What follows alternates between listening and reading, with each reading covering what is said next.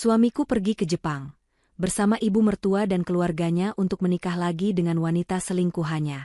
Dengan angkuh suami menelponku berkata, "Sebelum kami pulang ke Indonesia, pergi bawa ibumu yang tua itu, angkat kaki dan kosongkan rumahku."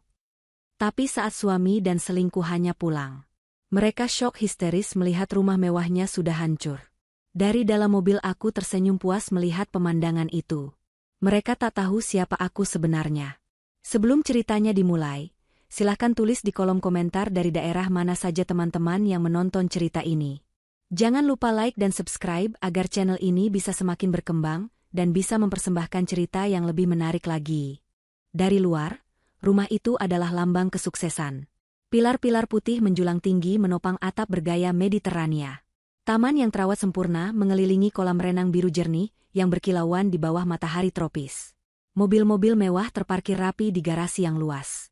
Siapapun yang lewat akan berdecak kagum, membayangkan keluarga yang tinggal di dalamnya pastilah keluarga paling bahagia di dunia. Namun, bagi Vera, rumah itu adalah sangkar emas yang menyimpan neraka tersembunyi. Malam itu, seperti malam-malam lainnya, ruang makan mewah itu terasa dingin meskipun pendingin ruangan disetel dalam suhu nyaman. Aroma masakan Vera yang lezat, rendang, sop buntut, dan udang galah saus mentega, menguar, namun tidak mampu menghangatkan suasana. Di meja makan, Adit, suaminya, duduk di kepala meja. Wajahnya tampan, namun matanya sibuk menatap layar ponsel, jarang sekali terangkat. Di seberangnya duduk Ibu Ika, ibu mertuanya. Wanita parubaya itu masih terlihat cantik dalam balutan daster sutra mahal, namun bibirnya yang tipis selalu tertarik ke bawah, seolah mencium bau busuk permanen. Di sisi meja yang lain, duduk Ibu Lina, ibu kandung Vera, yang menatap piringnya dengan gugup. Vera sendiri berdiri di dekat meja, menuangkan air putih untuk Adit. Hijab sederhana yang ia kenakan tampak kontras dengan kemewahan ruangan itu. "Vera, teh untuk ibu mana? Kamu ini bagaimana? Sudah tahu kebiasaan ibu," tegur Ibu Ika dengan suara tajam, tanpa memandang Vera. Nadanya bukan meminta, melainkan memerintah. "Maaf, Ibu. Sebentar, Vera ambilkan," jawab Vera lembut, segera bergegas ke dapur. "Lihat itu, Adit," Ibu Ika melanjutkan, kini suaranya ditujukan pada putranya. "Istrimu itu lamban sekali. Mengurus hal kecil saja tidak becus. Sama seperti ibunya, hanya bisa duduk diam." Ibu Lina tersentak pelan. Wajah tuanya memerah, namun ia tidak berani berkata apa-apa. Ia tahu, jika ia membela putrinya, amarah Ibu Ika akan semakin menjadi-jadi. Adit hanya bergumam, "Sudahlah, Bu. Yang penting masakan dia enak." "Enak saja tidak cukup," hardik Ibu Ika. "Menantu itu harus bisa membawa diri, harus sepadan. Bukan cuma numpang hidup, membawa ibunya yang sakit-sakitan pula." Vera kembali dari dapur dengan secangkir teh panas di atas nampan kecil. Ia meletakkannya dengan hati-hati di depan Ibu Ika. "Silakan, Ibu." Ia mendengar hinaan tadi, telinganya panas, hatinya perih. Tapi ia menahannya. Demi pernikahannya, demi ibunya yang kini bergantung padanya setelah ayah mereka tiada. Makan malam berlanjut dalam keheningan yang menyesakkan. Hanya denting sendok dan garpu, serta sesekali perintah Ibu Ika yang memecah sunyi. "Vera, ambilkan kerupuk. Vera, nasinya tambah." Vera melayani mereka seperti pelayan tanpa gaji, sementara Ibu Lina hanya berani makan sedikit, menunduk dalam-dalam. Adit, ia seolah tuli. Baginya, omelan ibunya adalah latar belakang yang wajar, dan pengabdian Vera adalah kewajiban mutlak. Baginya, Vera adalah istri yang penurut, bodoh, dan tidak tahu apa-apa selain dapur dan mengurus orang tua. Selesai makan, Adit mendorong kursinya ke belakang. Ia melemparkan sebuah map tebal berwarna merah ke atas meja, nyaris mengenai piring kotor. "Vera, urus ini semua. Seperti biasa. Pastikan laporan keuangan dan pembayaran vendor beres sebelum akhir bulan. Aku tidak mau ada tagihan yang terlambat." "Baik, Mas," jawab Vera patuh. Adit dan Ibu Ika beranjak ke ruang keluarga untuk menonton televisi. Vera, dibantu Ibu Lina yang tertatih-tatih, mulai membersihkan meja makan. "Nak," bisik Ibu Lina pelan, tangannya gemetar saat memegang piring. "Kamu tidak apa-apa." Vera tersenyum, senyuman yang dipaksakan untuk menenangkan hati ibunya. "Vera tidak apa-apa, Bu. Ibu jangan khawatir. Ibu istirahat saja di kamar, biar Vera yang selesaikan. Tapi pekerjaanmu yang di map itu?" "Biasa, Bu. Hanya mengurus tagihan, bohong Vera. Ia memapah ibunya ke kamar paviliun kecil di bagian belakang rumah. Tempat mereka diizinkan tinggal. Setelah memastikan ibunya berbaring nyaman, Vera mencium keningnya. Ibu tidur, ya? Pukul 10 malam. Rumah mewah itu mulai senyap. Adit dan Ibu Ika sudah masuk ke kamar masing-masing di lantai 2 yang megah. Vera berjalan menuju ruang kerja Adit. Ini adalah satu-satunya tempat di mana ia bisa menjadi dirinya sendiri. Adit mengira Vera hanya melakukan pekerjaan administratif, memasukkan data tagihan ke komputer. Adit tidak tahu, dan tidak pernah mau tahu, bahwa Vera adalah lulusan terbaik akuntansi dari universitas luar negeri ternama, sesuatu yang ia sembunyikan rapat-rapat atas permintaan Adit sebelum menikah dulu. Adit ingin istri yang di rumah saja, agar ia terlihat sebagai suami yang sukses dan berkuasa penuh. Vera duduk di kursi kulit yang mahal. Ia membuka laptop. Tumpukan map merah itu bukan sekadar tagihan. Itu adalah seluruh data mentah dari kerajaan bisnis Adit, restoran, properti, dan beberapa investasi kecil. Selama 5 tahun pernikahan mereka, Vera lah yang diam-diam mengelola arus kas, menghitung untung rugi, bahkan menyusun strategi pajak agar perusahaan tetap untung. Adit hanya tahu menerima laporan akhir yang sudah disederhanakan oleh Vera, lalu memamerkannya sebagai hasil kerja kerasnya. Vera bekerja dengan cepat dan teliti. Jari-jarinya menari di atas papan ketik. Ia mencocokkan faktur, memeriksa laporan bank, dan mengalokasikan dana. Semua ini ia lakukan tanpa bayaran, tanpa pengakuan. Ironisnya, rumah mewah yang Ibu Ika banggakan, yang katanya rumah Adit, sebenarnya berdiri di atas tanah warisan ayah Vera. Dan perusahaan Adit, modal awalnya juga berasal dari dana hibah ayah Vera sebelum meninggal. Adit dan Ibu Ika tidak pernah tahu. Mereka dibutakan oleh kesombongan, mengira semua kemewahan itu adalah hasil jerih payah Adit semata. Malam semakin larut. Vera meregangkan punggungnya. Pekerjaan hampir selesai. Ia hanya perlu memeriksa satu rekening terakhir, sebuah rekening bersama yang dinamai dana investasi keluarga. Ini adalah rekening yang jarang dipakai, biasanya hanya untuk pembelian aset besar. Vera membukanya untuk memastikan saldonya sesuai. Matanya menyipit. Ada aktivitas yang tidak biasa. Bukan satu, tapi serangkaian transfer besar selama 6 bulan terakhir. Transfer itu dilakukan setiap tanggal ganjil. Jumlahnya puluhan juta rupiah. Jantung Vera mulai berdebar. Ini bukan pembelian aset. Ini adalah transfer rutin. Ia mengklik salah satu transaksi untuk melihat detailnya. Nama penerimanya asing. Santi. Vera mengerutkan kening. Siapa Santi? Ia tidak pernah mendengar nama itu di lingkaran bisnis Adit. Ia memeriksa transaksi lainnya. Semua ke nama yang sama. Santi. Totalnya, dalam 6 bulan, sudah ratusan juta rupiah berpindah ke rekening itu. Ini bukan investasi. Ini adalah biaya hidup seseorang. Tangan Vera sedikit gemetar. Ia membuka laci meja, mencari laporan kartu kredit Adit yang ia simpan untuk arsip pajak. Ia ingat Adit pernah berkata ia membuka kartu kredit baru untuk keperluan proyek. Vera menemukan laporannya. Matanya memindai daftar tagihan. Jantungnya seolah berhenti berdetak. Tagihan dari butik perhiasan mewah. Tagihan dari restoran romantis di puncak gedung. Tagihan hotel bintang 5 untuk akhir pekan. Dan yang paling menyakitkan, tagihan dari toko perlengkapan bayi premium. Semua transaksi itu dilakukan di kota yang sama, di tanggal-tanggal yang sama saat Adit mengaku sedang dinas luar kota. Vera menelusuri nama Santi itu di media sosial, menghubungkannya dengan lokasi transaksi. Tidak butuh waktu lama. Sebuah akun publik muncul. Seorang wanita muda yang cantik, berpose di lobi hotel yang familiar, mengenakan kalung berlian yang fotonya ada di tagihan kartu kredit Adit. Di foto lain, wanita itu tersenyum sambil memegang perutnya yang sedikit membuncit.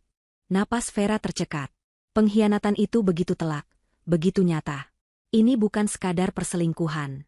Adit membiayai hidup wanita lain, membelikannya kemewahan, dan wanita itu hamil. Sementara dirinya, istri sahnya, diperlakukan seperti pembantu, dihina setiap hari bersama ibunya, dan sibuk mengurus keuangan agar Adit bisa menghamburkan uang untuk selingkuhannya.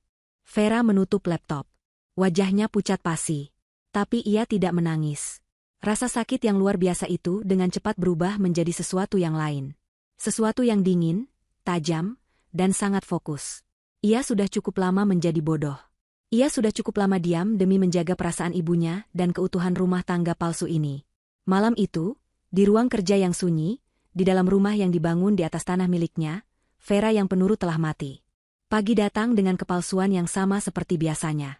Vera menyiapkan sarapan, menyajikan kopi untuk Adit dan teh untuk Ibu Ika, seolah tidak ada yang terjadi. Wajahnya tenang, hijabnya terpasang rapi. Tidak ada jejak air mata atau kemarahan. Hanya ada ketenangan yang ganjil, sedingin es. Ibu Lina, yang membantunya di dapur, merasakan perubahan itu. Putrinya bergerak lebih efisien, lebih diam, matanya memancarkan ketegasan yang sudah lama tidak ia lihat. Adit duduk di meja makan, membaca berita di tabletnya. Ia menyeruput kopi buatan Vera tanpa menoleh. Nanti siang aku ada rapat penting di luar. Mungkin pulang malam, katanya datar. Vera meletakkan sepiring nasi goreng di depan suaminya. Mas, panggilnya pelan. HM. Adit masih fokus pada layarnya. Siapa Santi? Pertanyaan itu begitu tiba-tiba, begitu lugas. Jari Adit berhenti bergerak di layar tablet. Ia mengangkat kepalanya perlahan, menatap Vera dengan kaget. Ini adalah pertama kalinya Vera menanyainya dengan nada seperti itu. Apa maksudmu? Tanya Adit, suaranya berubah defensif. Aku melihat laporan rekening investasi. Ada transfer rutin ke nama Santi. Jumlahnya besar, kata Vera, suaranya tetap tenang, menatap lurus ke mata suaminya. Ibu Ika, yang sedang mengoleskan selai di rotinya, langsung berhenti. Telinganya menajam. Wajah Adit memerah. Ia tidak menyangka Vera, si bodoh yang hanya tahu urusan dapur, akan memeriksa rekening itu. Itu bukan urusanmu, bentaknya. Itu investasi rahasia. Kamu tidak akan mengerti bisnis beginian. Investasi. Vera bertanya lagi. Investasi di butik perhiasan? Investasi di hotel bintang 5 setiap akhir pekan? Investasi perlengkapan bayi? Mata Adit membelalak. Ia tertangkap basah. Kamu melacakku? Beraninya kamu memeriksa barang-barang pribadiku. Kamu tidak percaya padaku. Adit membalikkan keadaan, mencoba menggunakan kemarahan untuk menutupi kesalahannya. Cukup. Ibu Ika menggebrak meja. Sendok peraknya berdenting keras. Ia bangkit berdiri, menunjuk wajah Vera dengan jari gemetar. Dasar perempuan tidak tahu diuntung. Sudah bagus anakku mau menikahimu, perempuan miskin yang membawa beban ibunya yang sakit. Sekarang kamu berani menuduh suamimu? Kamu pikir kamu siapa? Hinaan itu meluncur deras. Vera hanya diam, menatap Ibu Ika dengan tatapan yang tidak bisa diartikan. Kamu pasti iri karena Adit sukses. Lanjut Ibu Ika, semakin menjadi-jadi. Kamu takut Adit meninggalkanmu, makanya kamu mengarang cerita selingkuh. Iya, kan? Kamu mau memeras Adit? Ibu. Vera mencoba berbicara. Diam. Aku tidak bicara denganmu, hardik Ibu Ika. Ia beralih ke Adit. Adit, lihat. Ibu sudah bilang dari dulu, perempuan ini tidak tulus. Dia hanya mengincar hartamu. Ceraikan saja dia. Usir dia dan ibunya dari rumah ini. Adit, yang tadinya terpojok, kini menemukan sekutunya. Ia ikut berdiri. Benar kata ibu. Kamu sudah keterlaluan, Vera. Bukannya mendukung suami, kamu malah menuduh yang tidak-tidak. Aku muak dengan kecurigaanmu. Vera menatap dua orang di depannya. Suaminya dan ibu mertuanya. Pasangan sempurna dalam kebohongan dan kesombongan. Vera tidak membela diri lagi. Ia hanya mengangguk pelan. Baik. Maafkan aku, ucapnya datar. Adit dan Ibu Ika tertegun. Mereka mengharapkan Vera menangis, memohon, atau berteriak. Tapi Vera hanya bersikap dingin. Ia berbalik, mengambil piring kotornya, dan berjalan ke dapur. Kemenangan Adit dan Ibu Ika terasa hampa. Mereka saling pandang, lalu Adit mendengus. Dia hanya takut, katanya pada ibunya, lebih untuk meyakinkan dirinya sendiri. Dia tahu dia tidak punya apa-apa tanpaku. Beberapa hari kemudian, suasana rumah semakin tegang. Adit dan Ibu Ika sengaja bersikap seolah Vera tidak ada. Mereka berbicara melompati kepalanya. Suatu malam saat makan malam, Ibu Ika membuat pengumuman besar. Minggu depan, katanya dengan wajah berseri-seri, kita sekeluarga besar akan pergi liburan. Ke Jepang. Adit tersenyum lebar. Aku sudah urus semuanya, Bu. Tiket, hotel terbaik di Tokyo dan Kyoto. Sudah saatnya kita bersenang-senang. Keluarga besar yang dimaksud adalah adik-adik Adit, sepupunya, beserta pasangan mereka. Mereka semua diundang. Vera, yang sedang menuangkan sup, bertanya pelan, "Kita?" Ibu Ika tertawa mengejek. Tawa yang dibuat-buat. "Ya ampun, Vera. Tentu saja kamu tidak ikut. Siapa yang akan mengurus rumah sebesar ini? Dan siapa yang akan menjaga ibumu? Masa ibumu yang sakit-sakitan mau dibawa naik pesawat jauh-jauh? Nanti merepotkan saja." Itu adalah penolakan yang telak dan penghinaan yang disengaja. Adit tidak membelanya. Ia hanya sibuk dengan ponselnya, seolah-olah percakapan itu tidak penting. Vera hanya mengangguk. "Baik, Ibu. Semoga liburannya menyenangkan." Lagi-lagi, reaksinya yang tenang membuat Ibu Ika jengkel. Ia ingin melihat Vera hancur.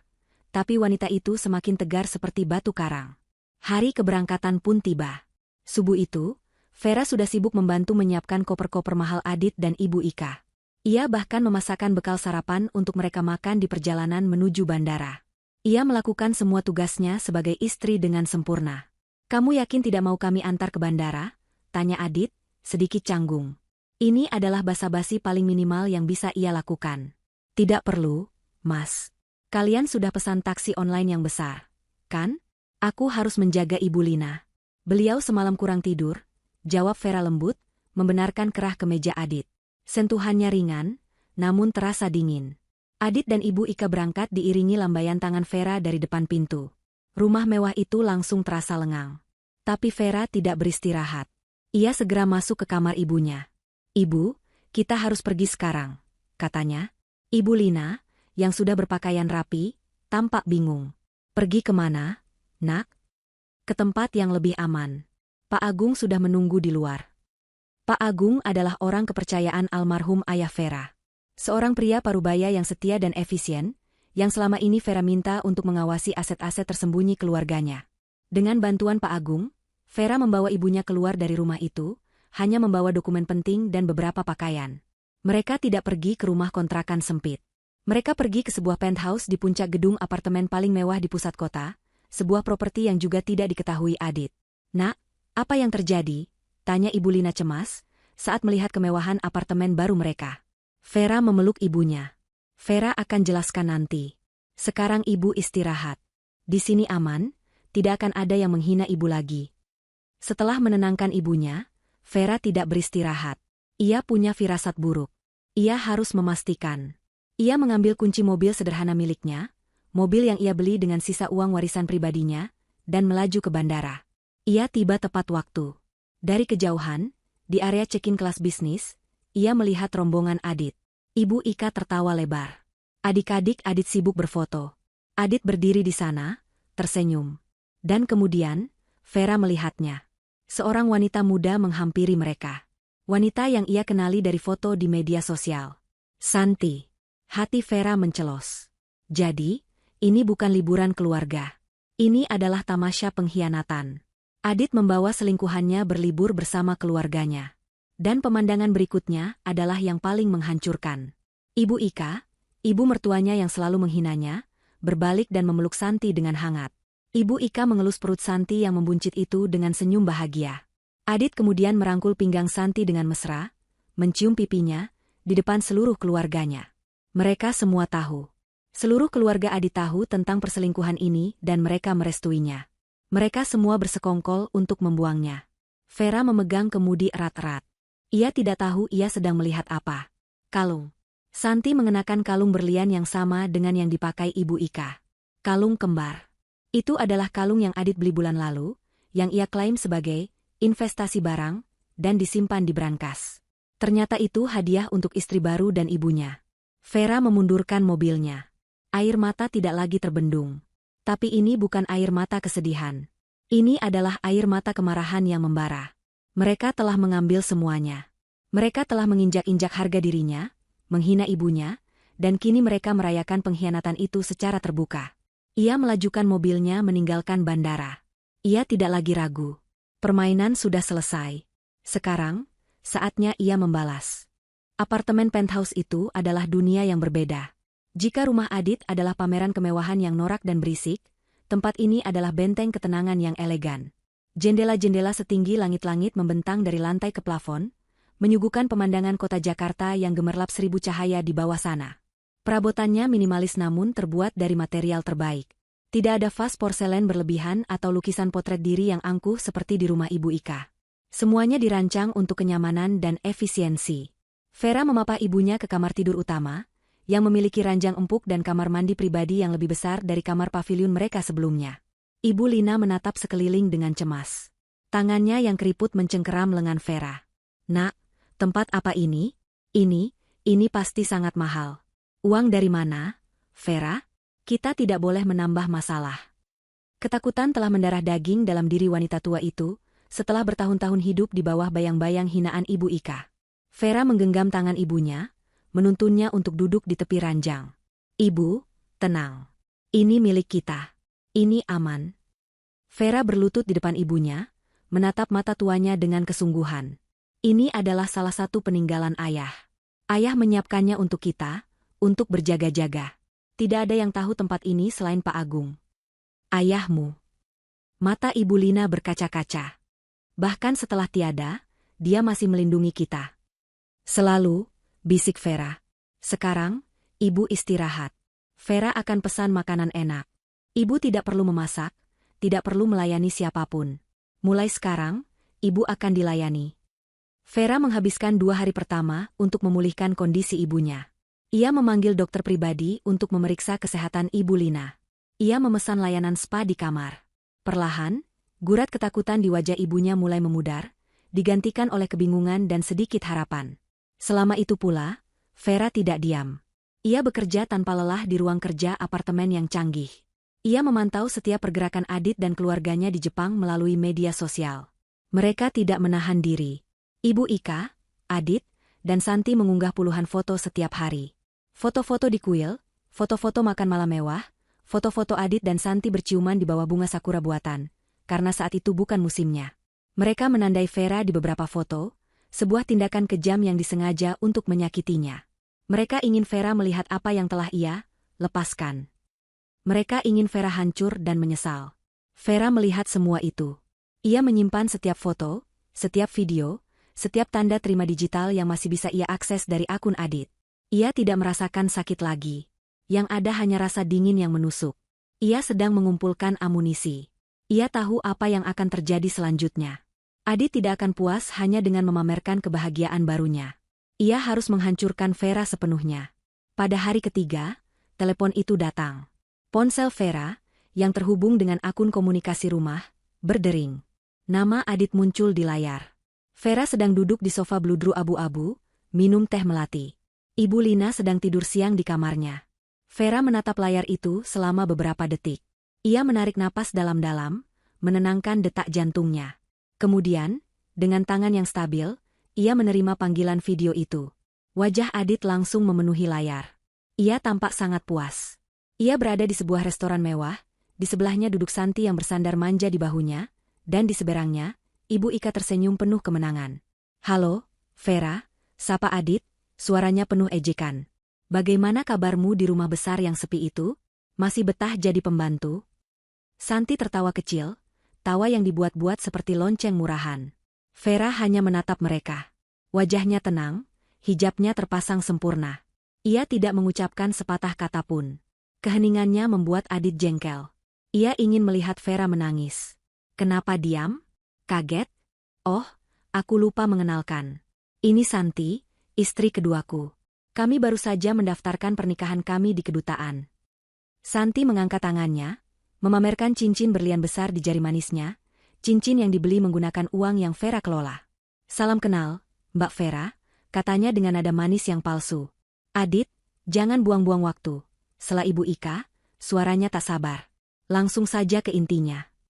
Adit mengangguk, senyum angkuhnya kembali. Baik. Begini, Vera. Aku menelepon hanya untuk memberitahumu satu hal." Ia mencondongkan tubuhnya ke kamera, matanya menyipit kejam.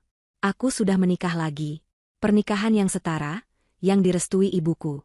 Jadi, aku tidak butuh lagi istri pembawa sial sepertimu. Dan ibumu yang sakit-sakitan itu," timpal Ibu Ika, merebut ponsel dari Adit. "Dengar baik-baik, perempuan tidak tahu diri.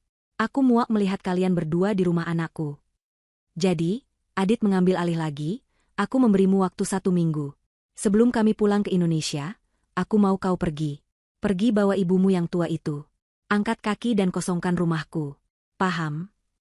Napas Vera tercekat sesaat. Hinaan terhadap ibunya adalah satu hal yang tidak bisa ia terima. Kosongkan rumahku, ulang Adit, lebih keras. Jangan berani-berani mengambil apapun selain pakaian bekasmu. Jika saat aku pulang kalian masih di sana, aku akan memanggil satpam untuk menyeret kalian keluar seperti sampah. Ibu Ika tertawa terbahak-bahak di latar belakang. Benar? Usir saja mereka, Dit, biar mereka kembali ke got tempat mereka berasal. Mereka menunggu. Mereka menunggu ledakan tangis. Mereka menunggu permohonan. Mereka menunggu Vera memelas dan meminta maaf. Vera hanya diam selama beberapa detik, membiarkan kekejaman mereka menggantung di udara. Lalu, sesuatu yang tidak mereka duga terjadi.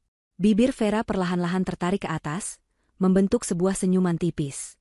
Senyuman yang dingin, kosong, dan sama sekali tidak menunjukkan rasa takut. Sudah? Tanya Vera, suaranya tenang dan jernih. Tawa Ibu Ika berhenti. Senyum Adit membeku. Reaksi ini di luar skenario mereka. Apa-apa maksudmu? Tanya Adit gagap. Aku tanya, apa kalian sudah selesai bicara? Kata Vera lagi. Kalau sudah, aku tutup teleponnya. Aku sedang sibuk. Sibuk apa kamu? Sibuk menangis? Ejek Adit, berusaha menguasai keadaan. Sibuk mengurus hidupku, jawab Vera. Oh, ya. Selamat atas pernikahannya, Mas Adit. Dan Ibu Ika, selamat akhirnya mendapatkan menantu yang setara. Ia mengucapkan kata, setara, dengan penekanan yang tajam. Nikmati liburan kalian di Jepang. Pastikan kalian benar-benar menikmatinya. Karena itu akan jadi liburan terakhir kalian. Apa maksudmu? Kamu mengancamku? Bentak Adit. Aku? Mengancam? Vera tertawa pelan, tawa yang membuat bulu kuduk Adit berdiri. Tidak, Mas. Aku tidak perlu mengancam. Aku hanya memberi saran. Ia menatap lurus ke kamera, matanya berkilat. Dan satu hal lagi, Adit. Soal rumah itu. Kamu yakin itu rumahmu? Sebelum Adit bisa menjawab, sebelum Ibu Ika bisa menjerit lagi, Vera mematikan panggilan itu. Keheningan total di penthouse. Vera menatap layar ponselnya yang gelap. Senyuman dingin itu masih terpasang di wajahnya. Rumahmu? Bisiknya pada layar mati. Kita lihat saja. Di seberang dunia, di restoran mewah di Tokyo, Adit, Ibu Ika, dan Santi terdiam. Wajah mereka pucat pasi. Pesta perayaan mereka mendadak hambar. Sesuatu yang ganjil telah terjadi. Vera tidak hancur. Vera tidak takut. Vera tersenyum. Dan senyuman itu lebih menakutkan daripada amukan manapun. Vera tidak membuang waktu. Senyuman di wajahnya memudar, digantikan oleh ekspresi fokus yang tajam. Ia berjalan ke ruang kerjanya. Ibu Lina, yang terbangun oleh nada bicara Vera yang tidak biasa, berdiri di ambang pintu dengan wajah cemas. Nak, siapa itu? Ada apa? Vera menoleh, menatap ibunya. Ini saatnya. Itu Adit, Bu. Dia menelepon dari Jepang. Dia bilang dia sudah menikah lagi dengan Santi. Apa? Ibu Lina terhuyung, berpegangan pada kusen pintu. Bagaimana bisa? Lalu kita bagaimana? Dia mengusir kita, lanjut Vera, suaranya datar. Dia menyuruh kita angkat kaki dari rumah itu sebelum dia pulang. Air mata menggenang di mata Ibu Lina. Ya Tuhan, kita akan tinggal di mana? Kita. Vera melangkah maju, memegang kedua bahu ibunya dengan kuat. Ibu, dengar Vera. Kita tidak akan kemana-mana. Kita aman di sini. Ibu ingat apa yang selalu ayah katakan? Jangan pernah memulai pertarungan, tapi jika ada yang memulainya, pastikan kamu yang mengakhirinya. Hari ini, Vera akan mengakhirinya. Ibu Lina menatap putrinya. Vera yang ia lihat sekarang bukanlah Vera yang penurut dan selalu menunduk. Ini adalah Vera putrinya, Vera yang cerdas, yang tangguh, yang selama ini menyembunyikan cahayanya. Vera mendudukkan ibunya di sofa empuk di ruang kerja. Ibu duduk di sini. Lihat Vera bekerja. Sudah waktunya ibu tahu siapa kita sebenarnya. Vera mengambil ponsel khusus dari laci mejanya. Ponsel yang tidak pernah diketahui Adit. Ia hanya menekan satu nomor panggil cepat. Pak Agung, kata Vera begitu panggilan itu tersambung. Ini saya. Waktunya. Terdengar suara helaan napas lega di seberang sana. Saya sudah menunggu perintah Nona Vera. Semua sudah disiapkan. Ibu, perkenalkan, kata Vera sambil menyalakan pengeras suara. Ini Pak Agung, tangan kanan ayah, yang selama ini menjaga semua aset kita. Selamat sore, Ibu Lina, sapa Pak Agung dengan hormat. Ibu Lina hanya bisa mengangguk bingung. Pak Agung, Vera kembali fokus. Kita mulai. Vera membuka laptopnya, menampilkan jaringan data dan bagan perusahaan yang rumit. Adit dan keluarganya sedang di Tokyo. Mereka baru saja menelepon untuk mengusir saya dan ibu. Kurang ajar, geram Pak Agung pelan.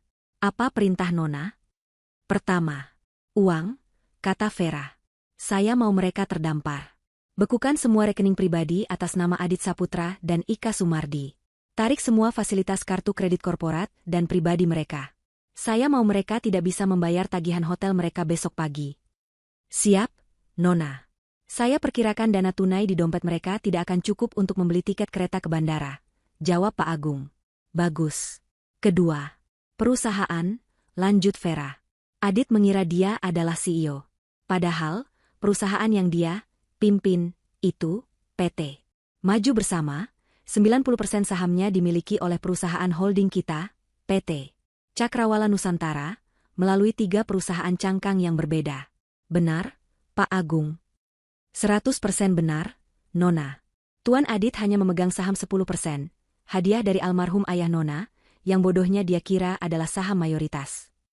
Vera mengangguk. Saya mau rapat umum pemegang saham luar biasa diadakan besok pagi. Gunakan kuasa saya sebagai pemegang saham utama.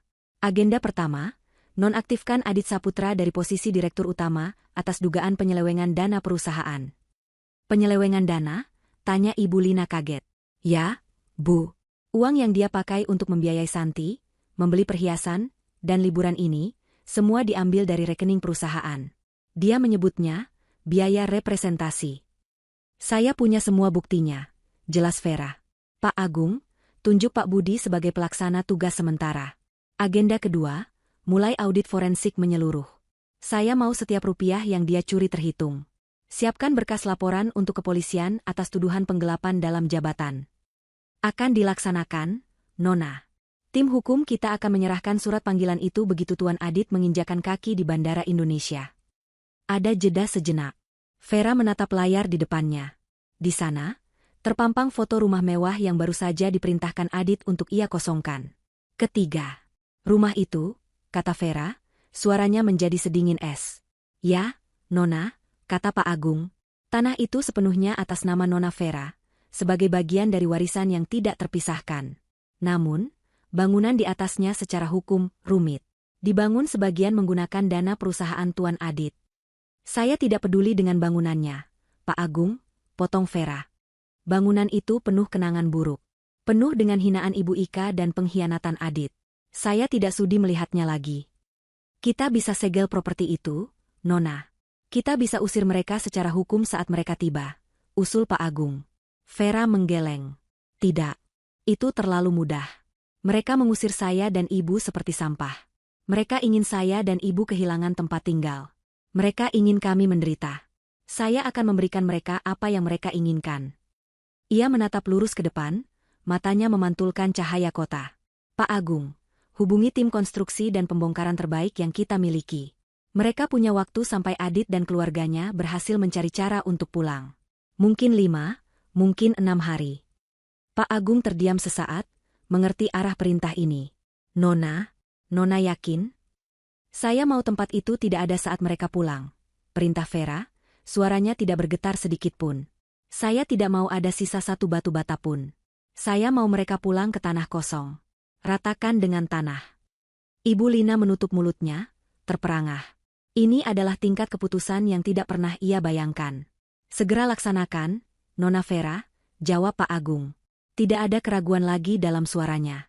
Dan papan pengumumannya. Ya, kata Vera. Pasang papan pengumuman yang paling besar. Tulis, aset ini telah kembali ke pemilik sahnya. Segala bentuk pelanggaran akan diproses secara hukum. Dan di bawahnya, pasang logo besar PT Cakrawala Nusantara. Siap, Nona. Panggilan ditutup. Vera bersandar di kursinya. Untuk pertama kalinya dalam 5 tahun, ia merasa bisa bernapas lega. Ibu Lina menatapnya dengan campuran rasa ngeri dan bangga. Vera, kamu kamu adalah putrimu ayahmu. Vera tersenyum, kali ini senyuman tulus untuk ibunya. Ya, Bu. Dan mereka baru saja membangunkan raksasa yang sedang tidur. Di Tokyo, pesta kemenangan itu berlangsung tanpa henti. Bagi Adit, Ibu Ika, dan Santi, ini bukan sekadar liburan. Ini adalah penobatan. Penobatan Santi sebagai menantu baru yang disetujui, penobatan Ibu Ika sebagai ratu yang akhirnya berhasil menyingkirkan Benalu, dan penobatan Adit sebagai pria sukses yang bisa mendapatkan apapun yang ia inginkan, termasuk membuang istri lama dan menggantinya dengan yang baru sesuka hati. Mereka menginap di suite termewah di salah satu hotel paling bergengsi, dengan pemandangan langsung ke taman istana. Rombongan keluarga besar Adit yang lain, adik-adik dan sepupunya, ditempatkan di kamar-kamar yang sedikit lebih murah, namun tetap mewah, semuanya atas biaya Adit. Mereka adalah penonton bayaran yang ikut merayakan kejatuhan Vera. Lihat, Santi, kata Ibu Ika pada hari keempat mereka, sambil menyeruput sampanye di lounge hotel. Ia baru saja kembali dari Ginza, menenteng setidaknya 5 kantong belanja dari merek-merek ternama. Ini baru namanya menantu. Tahu cara menyenangkan mertua. Tidak seperti si Vera itu, pelit, dikasih uang bulanan pasti ditabung, katanya buat ibunya yang sakit-sakitan. Cih. Santi, yang perutnya kini mulai tampak jelas di balik gaun sutranya yang mahal, tersenyum manis. Ia juga menenteng tas edisi terbatas yang harganya setara dengan biaya pengobatan Ibu Lina selama setahun. Ibu Ika pantas mendapatkan yang terbaik. Santi senang sekali akhirnya bisa jadi bagian keluarga ini. Mas Adit benar-benar memanjakan Santi. Adit, yang duduk di seberang mereka sambil membalas email bisnis, atau lebih tepatnya, meneruskan email ke asistennya di Jakarta, tertawa angkuh. Tentu saja. Uangku tidak ada serinya. Vera itu bodoh. Dia pikir dengan menghemat, aku akan simpati, justru aku muak melihat gayanya yang kampungan. Selalu pakai hijab polos, baju longgar, tidak bisa memamerkan suami. Betul, seru Ibu Ika. Sekarang, ambil foto kita lagi.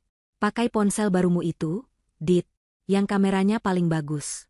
Ibu mau unggah lagi, biar si Vera itu tahu diri. Maka, ritual harian itu pun dimulai. Mereka berpose dengan latar belakang kemewahan. Adit merangkul Santi dengan mesra, satu tangannya mengelus perut Santi. Ibu Ika berdiri di samping mereka, dagunya terangkat angkuh, memamerkan kalung berlian kembar yang ia kenakan bersama Santi. Adit mengambil foto itu dan langsung mengunggahnya. Ia bahkan tidak ragu-ragu. Ia membuka akun media sosialnya, memilih foto terbaik, dan menulis keterangan, akhirnya menemukan kebahagiaan sejati. Bersama keluarga yang sepadan dan istri yang tahu cara menghargai suami. Babak baru telah dimulai. Dia sengaja tidak menandai Vera. Dia tahu Vera akan melihatnya. Dia tahu kabar ini akan menyebar. Dia ingin Vera hancur perlahan-lahan dari jauh. Dia ingin Vera merasa begitu kecil, begitu hina, sehingga saat dia pulang dan mengusirnya, Vera tidak akan punya kekuatan lagi untuk melawan. Dia ingin Vera pergi sebagai pengemis yang kalah. Keluarga besar Adit yang lain ikut meramaikan. Mereka berkomentar di unggahan itu. Selamat, Mas Adit. Akhirnya. Nah, ini baru menantu idaman. Semoga lancar sampai kelahiran cucu pertama, Bu Ika. Mereka semua adalah bagian dari paduan suara yang sama, paduan suara yang menginjak-injak Vera. Mereka tidak tahu, ribuan kilometer jauhnya, di sebuah penthouse yang sunyi, Vera sedang mengarsipkan setiap foto, setiap komentar, setiap bukti digital dari persekongkolan ini. Malam itu adalah puncak dari perayaan mereka. Adit telah memesan ruang pribadi di sebuah restoran Wagyu paling eksklusif di Shinjuku. Restoran itu terkenal sulit didapat, namun dengan koneksi dan uang, Adit berhasil mendapatkannya. Mereka makan dan minum sepuasnya. Daging sapi termahal meleleh di lidah mereka. Botol-botol sake terbaik terus berdatangan. Mari kita bersulang, kata Adit, mengangkat gelasnya. Untuk keluarga kita. Untuk masa depan perusahaan yang semakin jaya di tanganku. Dan untuk cucu ibu, pekik Ibu Ika, wajahnya memerah karena alkohol dan kebahagiaan. Calon pewaris tunggal kekayaan Adit. Santi tersenyum, mengelus perutnya. Ia telah memenangkan lotre terbesar dalam hidupnya. Mereka tertawa, mereka bersenda gurau. Mereka merencanakan liburan berikutnya. Bali, Eropa, mungkin membeli yacht pribadi. Tidak ada yang tidak mungkin bagi Adit. Mereka begitu mabuk oleh kesombongan, begitu asyik berpesta di dek kapal mewah mereka, sehingga mereka tidak menyadari bahwa di bawah permukaan air, kapal itu sudah bocor di mana-mana. Vera, melalui tangan Pak Agung, telah mencabut satu persatu paku yang menahan fondasi kekayaan mereka. Pesta selesai pukul 11 malam. Tagihan datang di atas nampan kulit hitam yang elegan. Jumlahnya fantastis, cukup untuk membeli sebuah mobil kecil di Indonesia. Adit bahkan tidak melihat angkanya. Ia tertawa, merasa sangat berkuasa. Ia mengeluarkan kartu kredit utamanya, Black Card tanpa batas yang terhubung langsung dengan rekening perusahaan. Kartu yang Vera gunakan untuk membayar semua tagihan vendor, kini ia gunakan untuk membayar daging dan sake. Ini, katanya dengan angkuh kepada pelayan berjas hitam. Pelayan itu membungkuk, membawa kartu itu ke mesin kasir. Beberapa saat kemudian, ia kembali. Wajahnya sopan, namun sedikit cemas. "Maafkan saya, Tuan. Kartu Anda ditolak." Tawa di meja itu langsung berhenti. Wajah Adit mengeras. "Apa katamu? Ditolak? Itu tidak mungkin. Coba lagi. Mungkin jaringanmu jelek." "Baik, Tuan." Pelayan itu kembali. Beberapa detik kemudian, ia kembali lagi. "Maaf sekali, Tuan. Masih ditolak." Notifikasinya mengatakan, "Jangan dihormati." "Kurang ajar," geram Adit. Ia mulai merasa malu. "Baik, pakai yang ini." Ia mengeluarkan kartu kredit pribadinya yang lain, kartu platinum. Pelayan itu menggeseknya. "Ditolak juga, Tuan." "Ini." Adit melempar kartu ketiga. "Ditolak, Tuan." Keringat dingin mulai membasahi pelipis Adit. Ibu Ika dan Santi menatapnya dengan cemas. "Adit, ada apa?" bisik Ibu Ika. "Jangan bikin malu, Dit." "Diam, Bu," bentak Adit. Ia beralih ke dompetnya, mencari kartu debit. Ini adalah rekening utamanya, rekening tabungan di mana ia menyimpan uang pribadinya, yang ia kira berisi miliaran rupiah. "Pakai ini. Ini pasti bisa." Pelayan itu membawa mesin EDC ke meja. Adit memasukkan kartu itu dan mengetik PIN-nya dengan kasar. Mesin itu berbunyi. Adit menunggu. Lalu, di layar kecil itu, muncul tulisan yang menghancurkan dunianya. "Transaksi ditolak. Saldo tidak mencukupi." Napas Adit tercekat. Saldo tidak cukup. Ia bergumam, tidak percaya. Itu tidak mungkin. Saldo di rekening itu seharusnya cukup untuk membeli restoran ini. Ia merebut mesin itu dari tangan pelayan. Ia mencoba lagi. Hasilnya sama. Ia panik. Ia segera membuka aplikasi mobile banking di ponsel barunya. Ia mencoba masuk ke akunnya. Layar berputar-putar. Lalu sebuah pesan muncul. "Akun Anda telah diblokir atas permintaan bank. Silakan hubungi kantor cabang terdekat." Di seberang meja, Ibu Ika dan Santi menatapnya dengan ngeri. Di sampingnya, pelayan dan manajer restoran berdiri diam, menunggu pembayaran. Pesta telah berakhir. Kapal mereka baru saja menabrak gunung es. Keheningan di ruang pribadi itu terasa memekakan telinga. Wajah Adit pucat pasi, lebih pucat dari taplak meja linen putih di depannya. Manajer restoran, seorang pria Jepang parubaya dengan tatapan tajam namun sopan, berdiri diam. "Tuan," katanya pelan, "kami harus meminta pembayaran diselesaikan malam ini." Saya tahu," sentak Adit, suaranya gemetar. Ia mencoba mentransfer dana dari akun lain. Diblokir. Mencoba aplikasi pembayaran digital. Gagal. Semuanya terkunci. Seolah-olah identitas finansialnya telah dihapus dari muka bumi. "Adit, apa-apaan ini?" desis Ibu Ika, suaranya bergetar antara marah dan takut. "Kamu bilang kamu kaya. Kenapa bayar makan saja tidak bisa?" "Diam, Bu," balas Adit. Matanya liar mencari solusi. "Santi, berikan kartumu." "Kartuku?" Santi terkejut. "Mas, kartuku kan kartu tambahan dari kamu. Kalau kartumu diblokir, punyaku pasti." "Coba saja," bentak Adit. Santi dengan enggan mengeluarkan kartu kreditnya. Benar saja. Ditolak. Suasana menjadi sangat memalukan. Keluarga besar Adit yang lain, yang makan di meja terpisah, mulai berbisik-bisik. Mereka melihat drama yang terjadi di ruang pribadi. Manajer itu berdeham. "Jika Tuan tidak bisa membayar dengan kartu, kami terpaksa menerima bentuk jaminan lain." Mata Adit tertuju pada pergelangan tangannya. Di sana melingkar jam tangan mewah edisi terbatas yang baru ia beli 2 hari lalu di Ginza. Jam tangan yang ia pamerkan di media sosial. Dengan tangan gemetar, ia melepas jam itu. "Ini," katanya parau, "harganya 3 kali lipat dari tagihan ini. Ambil ini sebagai jaminan." Aku akan kembali besok dengan uang tunai. Manajer itu memeriksa jam itu sekilas, mengangguk, lalu menyimpannya. Baik, Tuan. Kami akan menunggu sampai besok siang. Mereka berjalan keluar dari restoran itu dalam diam. Kemewahan dan tawa tadi menguap seperti embun pagi. Keluarga besar yang lain buru-buru pamit, memberi alasan mengantuk, menghindari mereka seolah mereka pembawa wabah. Begitu pintu suite hotel tertutup, neraka pecah. Adit, apa yang terjadi? Ibu Ika menjerit, melemparkan tas belanjaannya ke lantai. Kenapa kita dipermalukan seperti itu? Aku tidak tahu, Bu. Aku tidak tahu. Adit balas berteriak. Ia merenggut kerah kemejanya, merasa tercekik. Ia segera mengambil telepon hotel, mencoba menelepon banknya di Jakarta. Saat itu sudah lewat tengah malam di Indonesia, tapi dia tidak peduli. Ia mencoba menghubungi manajer cabangnya. Nomornya tidak terdaftar. Ia mencoba menelepon kantornya. Tidak ada yang mengangkat. Ini pasti ulah Vera, teriak Adit, sebuah kesadaran yang mengerikan melandanya. Perempuan ular itu. Dia pasti mencuri semua uangku selagi kita pergi. Mencuri?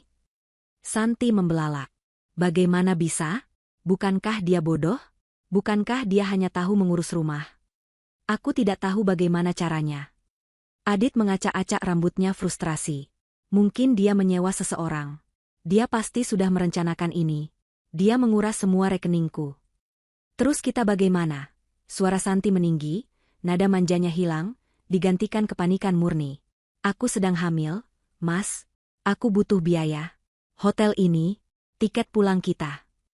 Ibu Ika berjalan mondar-mandir seperti singa betina yang terluka. Ini semua gara-gara kamu, Adit. Ibu sudah bilang, jangan terlalu percaya pada perempuan itu. Lihat sekarang. Kita jadi gembel di negeri orang. Ini semua salahmu. Salahku? Adit menunjuk ibunya. Ibu yang dari dulu menyuruhku menghinanya. Ibu yang menyuruhku mengusirnya. Ini semua karena kita terlalu cepat memberitahunya. Loh, kok jadi nyalahin ibu? Ibu Ika tidak terima. Ia beralih menatap Santi, mencari kambing hitam baru. Atau ini semua gara-gara kamu. Ia menunjuk Santi. Perempuan sial, sejak kamu datang, hidup Adit jadi berantakan. Kamu itu pembawa sial. Apa? Santi melotot. Ibu gila? Jelas-jelas ini ulah mantan istri Mas Adit. Kenapa jadi menyalahkan aku? Aku ini sedang mengandung cucu ibu. Harusnya ibu membela aku. Cucu? Cucu apa? Jangan-jangan itu bukan anak Adit. Tuduh ibu Ika kalap. Jaga mulut ibu, ya. Santi menjerit. Aku tidak terima dihina. Kedua perempuan itu bertengkar hebat, saling menjambak dan berteriak. Adit tidak punya tenaga untuk melerai. Ia terduduk lemas di sofa. Di tengah kekacauan itu, telepon di kamar berdering. Suaranya menusuk gendang telinga. Adit mengangkatnya dengan lunglai. Itu dari resepsionis. Selamat malam, Tuan Adit. Suara di seberang terdengar dingin dan profesional. Kami baru saja menerima notifikasi dari sistem kami. Kartu kredit yang Anda gunakan untuk deposit kamar telah ditolak dan dibatalkan oleh pihak bank. Sesuai prosedur, kami harus meminta Anda untuk segera melunasi seluruh tagihan menginap Anda malam ini juga, atau kami terpaksa meminta Anda untuk check out. Adit mematung. Tapi, ini sudah jam 1 malam. Kami beri waktu 1 jam, Tuan. Jika tidak, kami akan mengirim keamanan untuk mengosongkan kamar. Telepon ditutup. Kepanikan sesungguhnya baru saja dimulai. Mereka terjebak. Mereka tidak punya uang untuk membayar hotel. Mereka tidak punya uang untuk makan besok. Mereka tidak punya uang untuk pulang. Mereka terdampar. Ibu Ika dan Santi berhenti berkelahi. Wajah mereka sama-sama pucat. Bagaimana ini, Dit? Bisik Ibu Ika, tangisnya meledak. Adit menatap sekeliling ruangan yang mewah itu. Tas-tas belanjaan yang tadi mereka banggakan kini terlihat seperti tumpukan sampah. Matanya tertuju pada leher ibunya. Pada kalung berlian kembar. Lalu pada pergelangan tangan Santi, tempat gelang berlian baru melingkar. Kita harus pergi dari sini, kata Adit, suaranya parau. Kemasi barang. Hanya yang penting. Pergi kemana? Tanya Santi. Kita harus menjual sesuatu. Adit menelan ludah, rasa malu membakarnya. Kita harus menjual perhiasan itu. Semua yang baru kita beli. Kita jual untuk membeli tiket pulang. Apa? Ibu Ika menjerit histeris. Kalungku? Tidak. Ini milikku. Ibu mau jadi gembel di sini atau pulang? Teriak Adit, amarah dan keputusasaan bercampur jadi satu. Kita harus pulang. Kita harus kembali ke Jakarta. Aku akan menghancurkan Vera. Aku akan membuatnya membayar untuk ini. Tidak ada pilihan lain. Dini hari itu, mereka menyelinap keluar dari lobi hotel mewah itu, menyeret koper-koper mereka. Mereka tidak lagi terlihat seperti turis kaya. Mereka terlihat seperti buronan. Mereka berjalan di jalanan Tokyo yang sepi, mencari pegadaian pertama yang buka, putus asa untuk menjual kemewahan palsu mereka demi beberapa lembar yen, agar bisa membeli tiket pesawat termurah. Tiket kelas ekonomi, di kursi paling belakang, untuk penerbangan paling akhir. Perjalanan pulang yang hina baru saja akan dimulai. Perjalanan pulang itu adalah kebalikan mutlak dari perjalanan mereka pergi. Jika saat berangkat mereka terbang dengan kelas bisnis, tertawa-tawa sambil menikmati sampahnya gratis, kini mereka terhimpit di barisan kursi paling belakang kelas ekonomi. Pesawat itu penuh sesak, berbau campuran keringat, parfum murah, dan makanan instan. Mereka mendapatkan tiket itu setelah menjual hampir semua barang mewah yang mereka beli. Jam tangan Adit hanya cukup untuk menutup tagihan restoran dan sisa 1 malam di hotel murah dekat bandara. Untuk tiket pesawat, Ibu Ika harus merelakan kalung berlian kembarnya. Santi juga harus melepaskan gelang dan beberapa cincin barunya. Mereka menjualnya di toko barang bekas di sudut jalan Tokyo, dengan harga yang jauh di bawah nilai beli, ditawar habis-habisan oleh pemilik toko yang tahu bahwa mereka sedang putus asa. Mereka tidak tidur selama hampir 30 jam. Wajah mereka kuyu, berminyak, dan penuh kekalutan. Ibu Ika, yang biasanya selalu tampil sempurna dengan riasan dan tatanan rambut, kini terlihat seperti wanita tua yang malang. Rambutnya lepek, matanya bengkak karena menangis dan marah. Ia tidak berhenti mengomel sejak mereka menginjakan kaki di Bandara Narita. Omelannya tertahan di pesawat, berubah menjadi bisikan-bisikan penuh racun yang ia tujukan pada Adit. Ini semua gara-gara kamu, Dit. Gara-gara kamu terlalu cepat bertindak. Gara-gara kamu berurusan dengan perempuan ular itu. Desisnya, suaranya serak. Kamu lihat sekarang. Ibu dipermalukan. Perhiasan ibu satu-satunya, kenang-kenangan dari almarhum bapakmu, harus dijual. Kamu anak macam apa? Adit hanya memejamkan mata, kepalanya bersandar di jendela pesawat yang bergetar. Ia terlalu lelah untuk berdebat. Tapi dalam benaknya, api amarah berkobar lebih panas dari mesin jet di luar sana. Ini bukan salahnya. Ini salah Vera. Vera si pengkhianat. Vera si pencuri. Ia membayangkan apa yang akan ia lakukan pada wanita itu. Ia akan menyeretnya ke kantor polisi dengan tangannya sendiri. Ia akan membuatnya membusuk di penjara. Ia akan mengambil kembali setiap rupiah yang Vera curi. Ia akan membuat Vera dan ibunya mengemis di jalanan. Pikiran akan balas dendam itu menjadi satu-satunya bahan bakar yang membuatnya tetap waras. Di sisi lain Adit, Santi duduk membatu. Ia tidak menangis lagi. Ia hanya menatap kosong kesandaran kursi di depannya. Wajahnya pucat.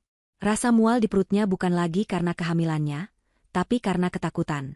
Ia telah menikahi seorang pria yang kini bangkrut. Ia telah mempertaruhkan segalanya, reputasinya, masa depannya, untuk menjadi Nyonya Adit Saputra. Dan kini, gelar itu terasa hampa. Ia memegang perutnya. Bagaimana nasib anaknya? Bagaimana ia akan melahirkan di rumah sakit mewah yang ia impikan? Bagaimana ia akan membeli semua perlengkapan bayi mahal yang sudah ia pilih? Ia menoleh menatap Adit. Pria yang beberapa hari lalu terlihat begitu berkuasa dan kaya raya, kini terlihat begitu kalah. Begitu menyedihkan. Rasa cinta yang ia kira ia miliki, yang sebenarnya adalah cinta pada kemewahan, menguap seketika. Yang tersisa hanya kejengkelan dan rasa tertipu. Penerbangan 9 jam itu terasa seperti 90 tahun. Mereka tidak makan. Makanan pesawat yang disajikan, nasi dengan sedikit daging dan sayuran layu, terlihat menjijikan bagi lidah mereka yang terbiasa wagyu. Mereka hanya minum air putih, menjaga agar tidak dehidrasi. Akhirnya, roda pesawat menyentuh landasan Bandara Soekarno-Hatta. Udara panas dan lembab Jakarta langsung menyergap mereka begitu pintu pesawat dibuka. Kontras yang menyakitkan dengan udara sejuk Tokyo. Mereka berjalan di koridor bandara, menyeret koper-koper mereka yang kini terasa sangat berat. Koper-koper itu masih koper mahal, tapi isinya kini hanya pakaian kotor dan sedikit oleh-oleh murah yang tersisa. Mereka harus mengantre panjang di imigrasi bersama ratusan penumpang lain, kebanyakan adalah pekerja migran yang baru pulang. Ibu Ika menutup hidungnya, mengeluh soal bau keringat. Cepat sedikit, Dit. Ibu tidak tahan. Harusnya kamu pakai jalur prioritas. Prioritas apa, Bu? Uang kita sudah habis, senta Adit. Orang-orang di antrean menoleh, menatap mereka dengan aneh. Setelah mengambil bagasi, mereka berjalan keluar dari terminal kedatangan. Biasanya, sopir pribadi Adit sudah menunggu di depan, membukakan pintu mobil Alphard hitam yang dingin dan nyaman. Hari ini, tidak ada siapa-siapa. Ponsel Adit dan Ibu Ika mati total, tidak ada pulsa, tidak ada paket data. Mereka terputus dari dunia. Sekarang bagaimana? Tanya Santi, suaranya terdengar panik. Kita tidak bisa menghubungi siapa-siapa. Adit mendengus. Ia masih punya sisa uang yen yang ia tukarkan dari hasil menjual perhiasan. Ia berjalan ke konter penukaran uang, menukarnya ke rupiah dengan kurs yang sangat buruk. Uangnya hanya cukup untuk membayar taksi dan mungkin makan sekali. Ia berjalan ke antrean taksi bandara biasa. Pakai taksi ini? Ibu Ika membelalak. Yang benar saja, Dit, panas, bau rokok. Kamu mau ibu mati kepanasan? Diam atau kita jalan kaki pulang. Bentak Adit, kesabarannya habis. Ibu Ika terdiam, bibirnya gemetar menahan tangis. Ia belum pernah dibentak seperti itu oleh putra kesayangannya. Mereka bertiga berdesakan masuk ke dalam taksi sedan tua. Sopir taksi menaikkan koper-koper mereka ke bagasi. Kemana, Pak? Tanya sopir itu ramah. Adit menyebutkan alamat kompleks perumahan mewahnya. Sopir itu menatap mereka dari kaca spion. Penampilan mereka kuyu, tapi alamat mereka adalah alamat orang kaya. Perjalanan dari bandara adalah siksaan terakhir. Jalan tol macet parah. Pendingin udara taksi tidak terlalu dingin. Asap knalpot dari truk dan bus di sebelah mereka seolah merembes masuk. Ibu Ika terus mengipasi dirinya dengan brosur yang ada di kantong pintu. Santi hanya bersandar dan memejamkan mata, menahan mual. Adit tidak memejamkan mata. Ia menatap keluar jendela. Menara-menara perkantoran Jakarta yang familiar, jalan-jalan yang ia kuasai. Ini adalah kotanya. Ini adalah wilayah kekuasaannya. Kemarahannya kembali memuncak. Tunggu saja, Vera, batinnya. Aku pulang. Permainanmu selesai. Setelah 1 jam lebih, taksi akhirnya keluar dari jalan tol dan memasuki jalanan yang lebih lengang menuju kawasan perumahan mereka. Gerbang keamanan yang megah menyambut mereka. Satpam yang berjaga mengenali Adit dan langsung membuka portal. Adit mulai merasa sedikit lebih baik. Ia kembali ke kerajaannya. Ia akan segera tiba di rumahnya. Ia akan mandi air panas, mengganti pakaian, lalu ia akan menelepon pengacaranya dan polisi. Taksi berbelok ke jalan utama di dalam kompleks. Rumah-rumah mewah berbaris rapi di kiri dan kanan. Adit hafal setiap belokan. Tinggal 2 tikungan lagi, lalu lurus, rumahnya yang paling besar di ujung jalan. Taksi melewati tikungan pertama. Jantung Adit berdebar. Ia sudah tidak sabar. Melewati tikungan kedua. Jalanan lurus terbentang di depan mereka. Mata Adit menyipit. Dari kejauhan, ada yang aneh. Pemandangan di ujung jalan itu berbeda. Ia ingat, rumahnya yang bercat putih gading itu menjulang tinggi. Atapnya yang berwarna biru tua terlihat jelas dari jarak ini, menutupi sebagian langit. Sekarang, yang ia lihat hanya langit sore yang terbuka. Tidak ada atap biru. Tidak ada bangunan putih gading. Apa? Bisik Adit. Taksi semakin dekat. Semakin dekat. Jantung Adit mulai berdentum keras. Begitu keras hingga ia bisa mendengarnya di telinganya sendiri. Tidak, gumamnya. Tidak mungkin. Taksi itu melambat. Sopir taksi melihat ke kiri dan kanan, lalu menatap nomor rumah di pilar gerbang yang tersisa di pinggir jalan. Lalu ia menatap ke lahan di sebelahnya. Pak, kata sopir taksi itu, suaranya bingung. Ini benar alamatnya, kan? Nomor 27. Tapi, taksi berhenti total. Di depan mereka, di tempat seharusnya berdiri istana mewah 3 lantai milik Adit, kini yang ada hanyalah sebidang tanah kosong yang coklat dan rata. Dunia Adit berhenti berputar. Udara di dalam taksi terasa tersedot habis. Suara klakson dari kejauhan, deru mesin mobil, semuanya lenyap. Yang ada hanya suara desingan tinggi di telinganya. Ini bukan rumah kita, bisik Ibu Ika, suaranya bergetar. Dit, ini salah alamat. Pak sopir, salah jalan. Rumah kami yang besar. Yang ada kolam renangnya. Santi, yang terbangun dari tidurnya yang gelisah, membuka mata. Ia menatap keluar jendela. Ia melihat apa yang dilihat Adit dan Ibu Ika. Kosong. Tidak ada apa-apa. Pak, alamatnya benar. Nomor 27, kata sopir taksi itu, menunjuk pada pilar batu yang masih berdiri tegak di dekat trotoar, satu-satunya sisa dari gerbang megah mereka. Tapi rumahnya tidak ada, Pak. Adit tidak menjawab.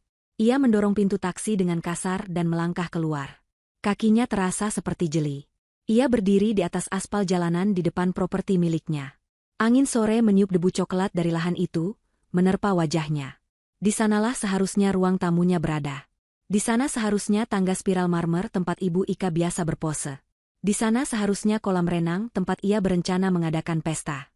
Kini, semuanya hanya tanah. Tanah yang sudah diratakan dengan sempurna oleh alat berat. Tidak ada puing. Tidak ada sisa tembok. Tidak ada pecahan kaca. Hanya tanah kosong yang bersih. Seolah-olah rumah itu diangkat begitu saja dari pondasinya dan lenyap ke udara. Di belakangnya, pintu taksi terbuka lagi. Santi terhuyung keluar, kedua tangannya memegangi perutnya. Matanya membelalak ngeri. Tidak, bisiknya. Tidak mungkin. Kemana rumahnya? Mas Adit, kemana harta kita? Jeritannya pecah menjadi isak tangis yang histeris. Kakinya lemas, ia terduduk begitu saja di aspal yang panas, tidak peduli lagi pada apapun. Ibu Ika menyusul keluar. Ia berdiri kaku selama beberapa detik. Matanya membelalak tak percaya, bergerak liar dari pilar bernomor 27 ke tanah kosong di depannya. Otaknya tidak mampu memproses kenyataan itu. Rumahku. Lirihnya. Rumahku, yang bangun? Tidak. Lalu, sebuah jeritan melengking keluar dari tenggorokannya. Jeritan yang tidak manusiawi, penuh kengerian dan kehilangan. Tidak Rumahku. Ia mencengkeram kepalanya, matanya berputar ke atas, dan tubuhnya ambruk ke samping. Ia pingsan di atas tanah berdebu di pinggir jalan. Adit tidak menoleh. Ia tidak peduli pada Santi yang histeris atau ibunya yang pingsan. Tatapannya terpaku pada tanah itu. Ia berjalan maju, langkahnya berat seperti robot. Ia melangkahi trotoar, kakinya menginjak tanah coklat yang gembur. Ini adalah tanahnya. Ini adalah rumahnya. Ia berjalan ke tengah-tengah lahan. Di sini. Tepat di titik ini. Disinilah brankasnya berada, tersembunyi di balik lukisan palsu. Ia berjongkok. Ia mengambil segenggam tanah dan debu. Tanah itu terasa hangat oleh sisa matahari sore. Ia meremasnya. Butiran tanah mengalir melalui sela-sela jarinya. Hilang. Semuanya hilang. Ia tidak mengerti. Bagaimana mungkin sebuah rumah sebesar ini hilang dalam seminggu? Ini bukan pencurian. Ini adalah penghancuran total. Vera.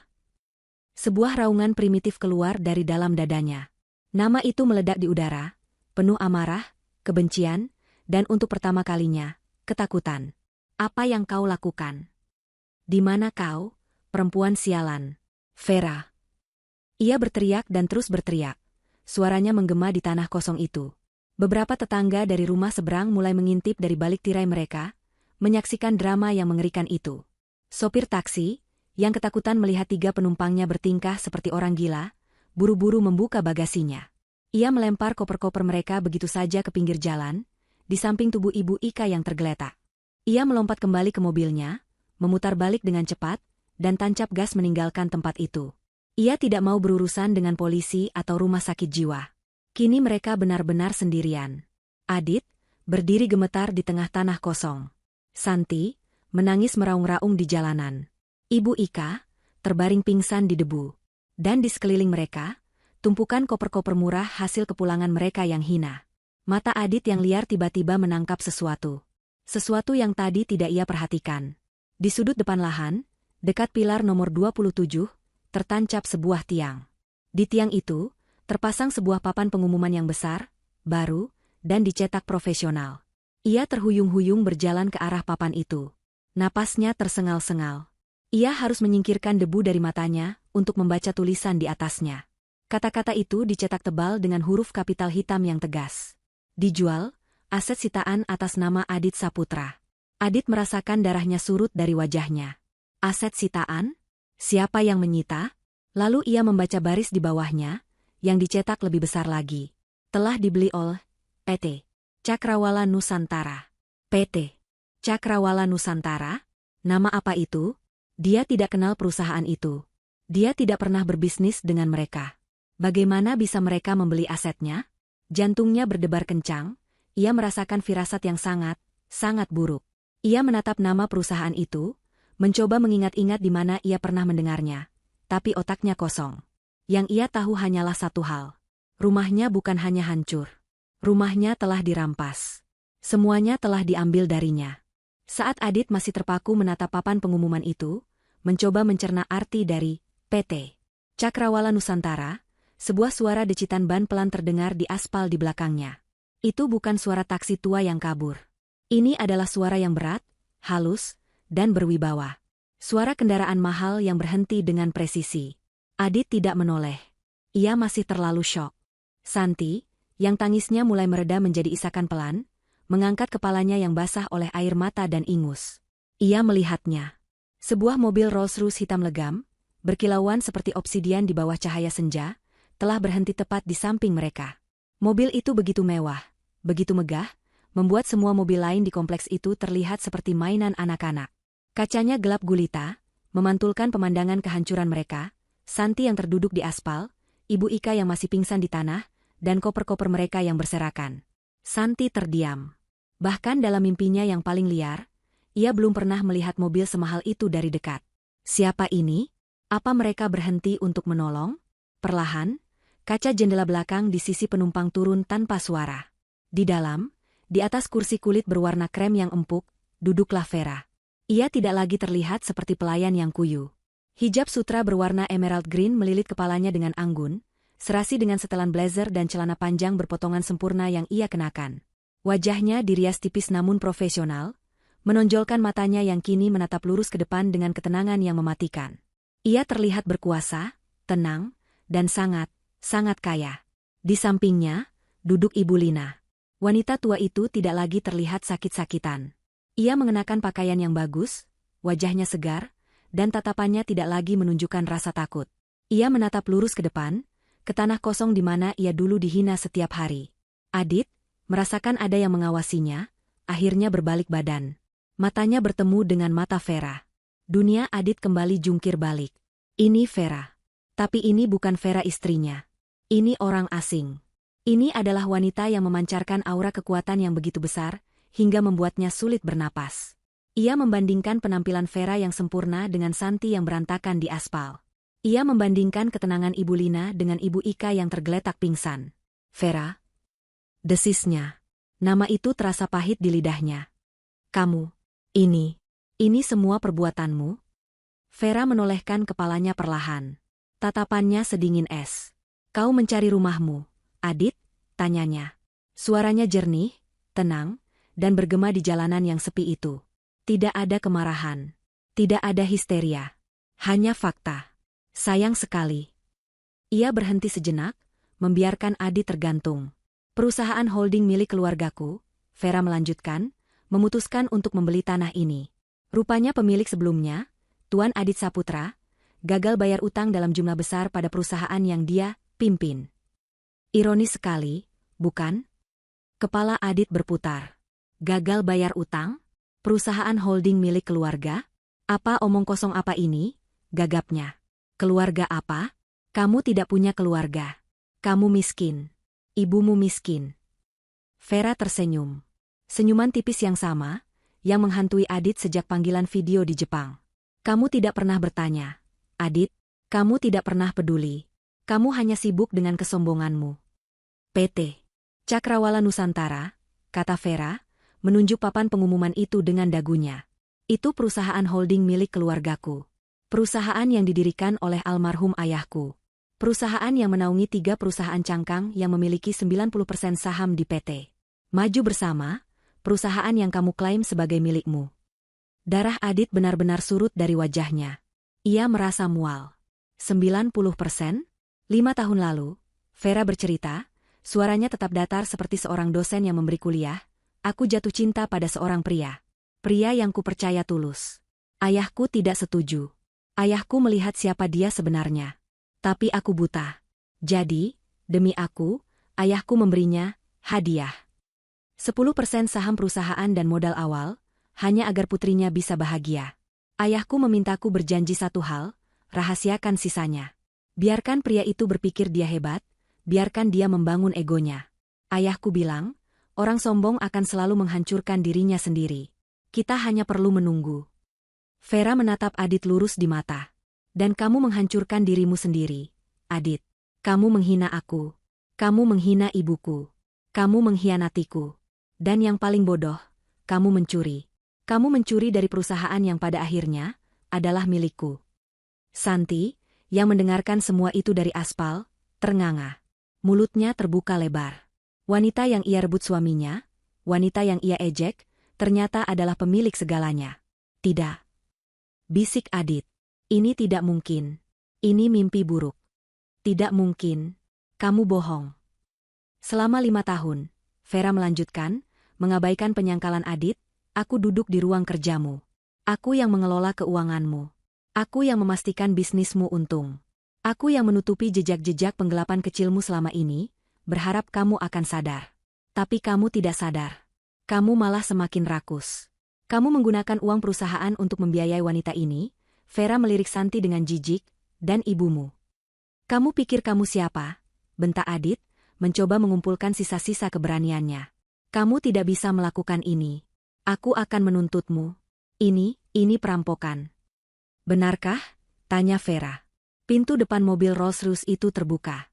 Pak Agung keluar dari kursi pengemudi. Ia mengenakan setelan jas hitam yang rapi, wajahnya tegas. Ia berjalan menghampiri Adit. Ia tidak terlihat seperti sopir. Ia terlihat seperti seorang eksekutor. Pak Agung berhenti di depan Adit, menatap pria yang hancur itu dengan tatapan dingin.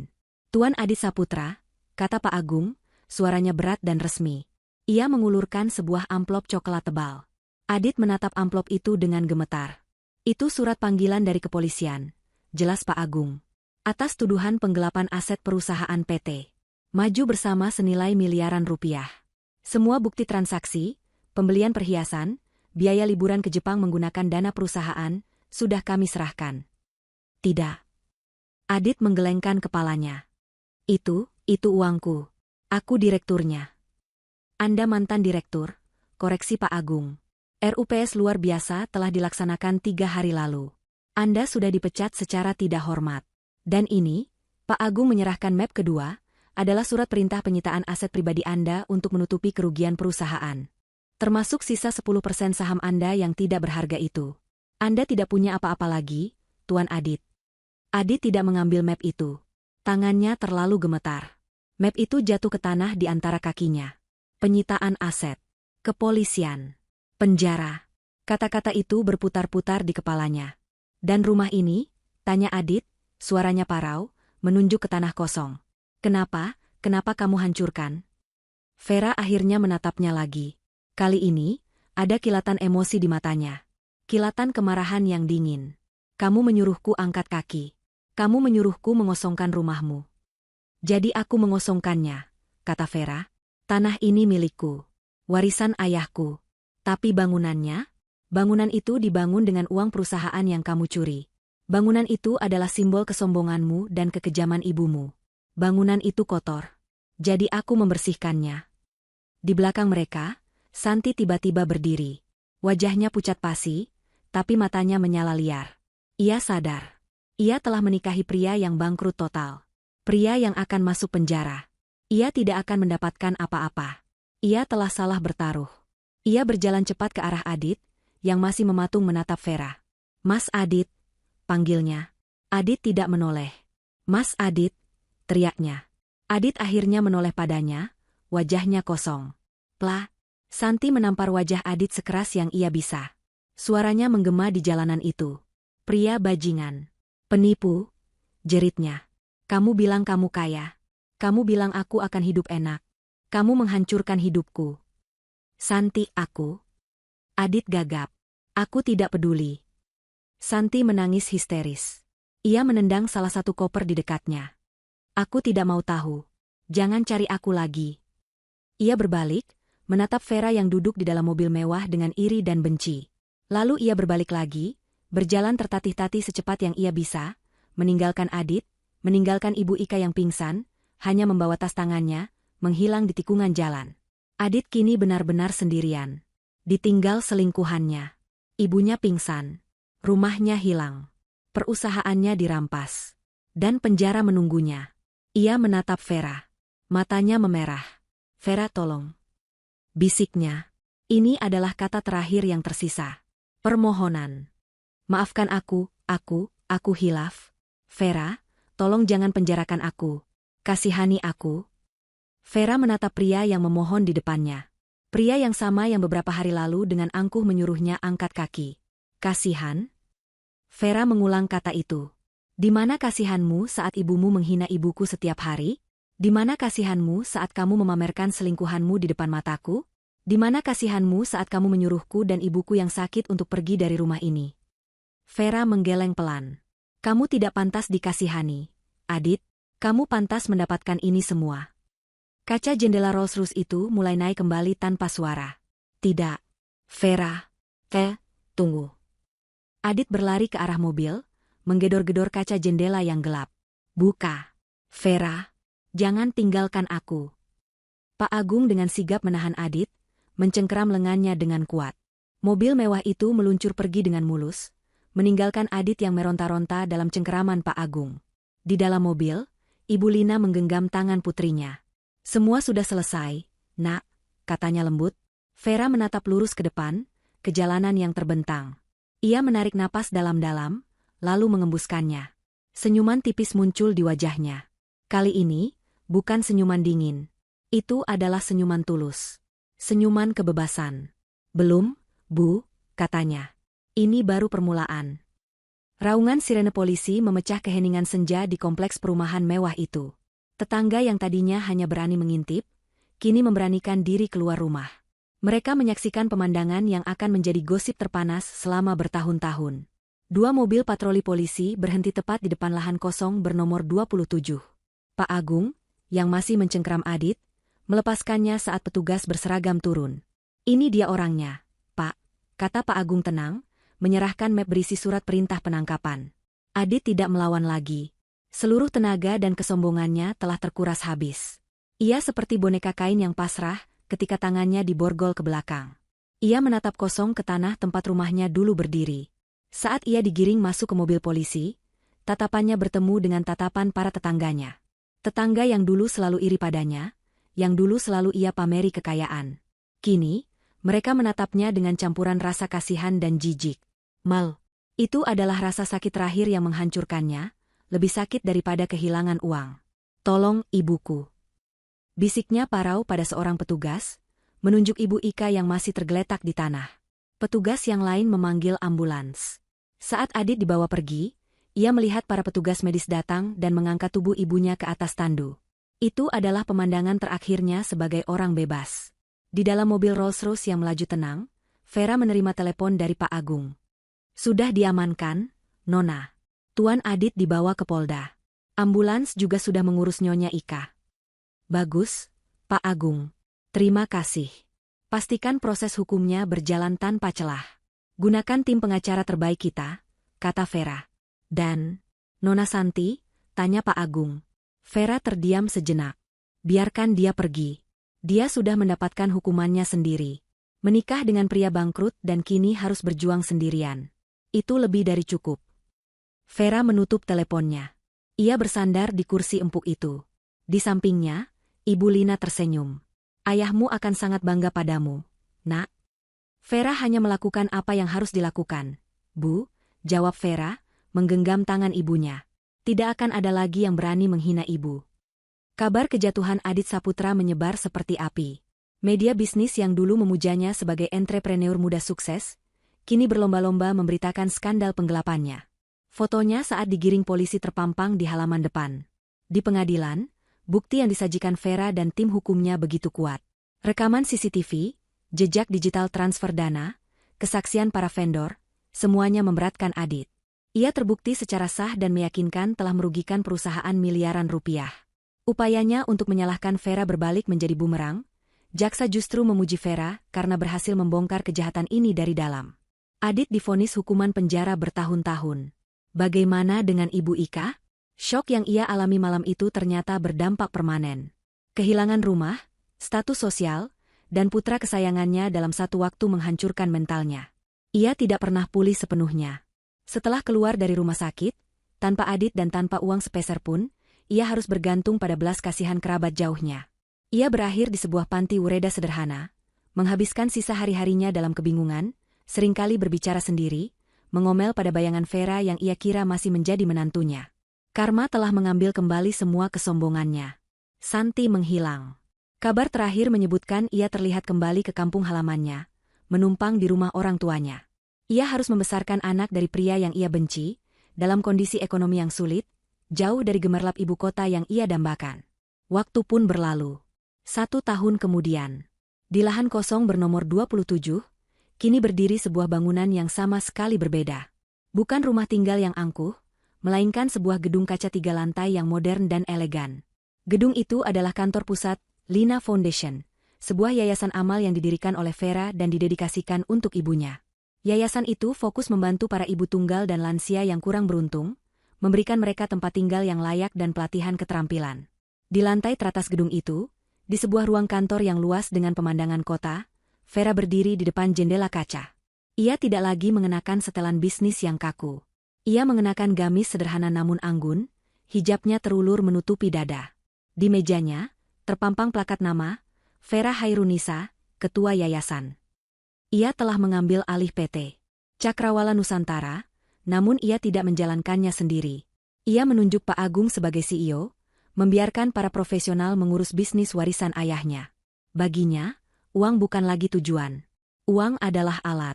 Alat untuk menebus waktu yang hilang dan untuk berbuat kebaikan. Pintu kantornya terbuka pelan. Ibu Lina masuk, mendorong troli kecil berisi 2 cangkir teh hangat dan sepiring kue basah. Sudah sore, Nak. Waktunya istirahat, kata Ibu Lina, senyumnya kini begitu tulus dan damai. Ia terlihat jauh lebih muda dan sehat. Vera berbalik dan tersenyum. Terima kasih, Bu. Mereka duduk bersama di sofa kecil di sudut ruangan, minum teh sambil menatap matahari terbenam. Mereka tidak lagi membicarakan masa lalu. Tidak ada lagi Adit, tidak ada lagi Ibu Ika. Neraka itu telah benar-benar padam, digantikan oleh kedamaian yang mereka bangun sendiri. Besok, panti asuhan yang baru diresmikan. Ya? Tanya Ibu Lina. Iya, Bu. Ibu yang akan menggunting pitanya, jawab Vera. Keduanya tertawa pelan. Itu adalah tawa kebahagiaan sejati. Vera telah melalui api pengkhianatan, namun ia tidak terbakar. Ia justru terlahir kembali dari abu, lebih kuat, lebih bijak, dan lebih tangguh.